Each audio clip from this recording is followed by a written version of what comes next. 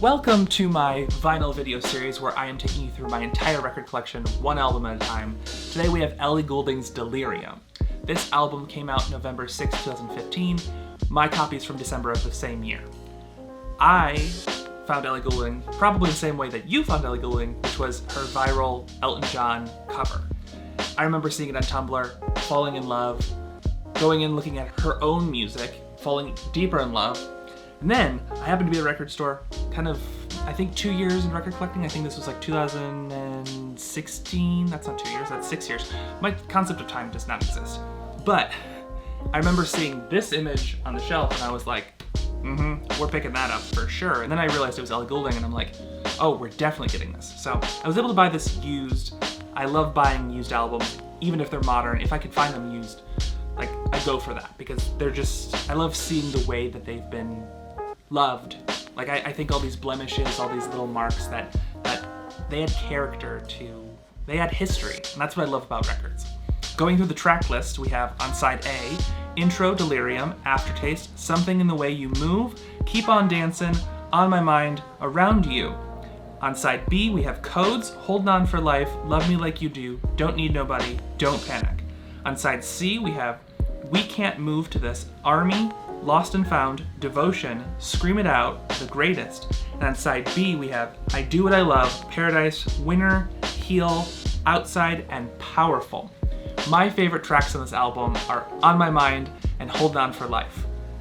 On My Mind, if I could just take a second to talk about it, I know it was one of the singles, it's one of the more popular songs on the album. It feels like an evolution of Starry Eyed, and that was one of the first songs of hers that I had heard other than the Elton John cover. And I love when music kind of feels reminiscent of an artist and kind of nostalgic of them in the past when you fell in love with them, but also an evolution. Like, it sounds familiar but different. And I love that. I love that about music. I love that about this album. I love that about this track.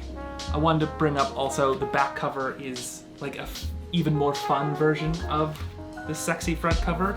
So it's a really cool album to have out on display because it's just beautiful. And it's a great color. And speaking of color, the disc is white.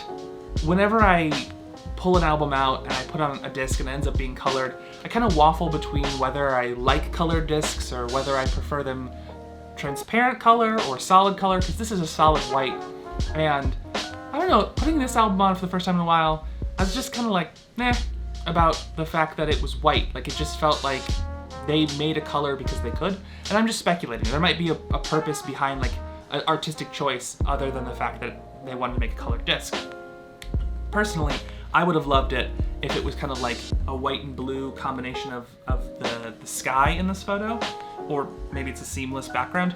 Either way, I would have loved to see that color because it would be very vibrant and pop and it would just stand out on my record player.